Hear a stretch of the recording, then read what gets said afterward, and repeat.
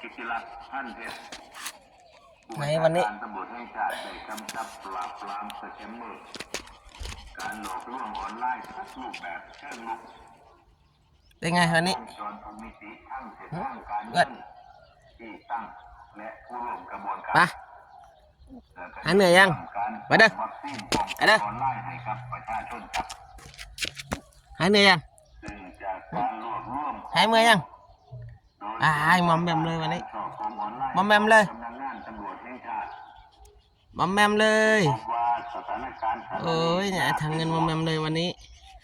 เกี่ยวกับอาชญากรรมทางออนไลน์ที่มุ่งเป้าไปยังกลุ่มข้าราชการบำนาญและผู้สูงอายุ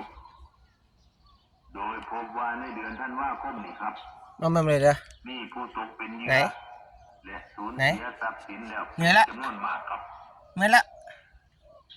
ผู้สบกำลัง เหนื่อยแล้วเหรอ ตำวจแห่งชาติบอกว่า ไหนดูหน้าดิ มักสิใช้ เอ้ยหน้ามอมแมมเลยอ้วน กรรม นี่ โดยเริ่มต้นจากการ เอาทางเงินมอมแมมเลย ส่วนบุคคล นี่ดูกล้องหน่อยดินี่ถ่ายคนรอดิ การล่วไหล เอ้ยคนรอดิ ข้มูลใด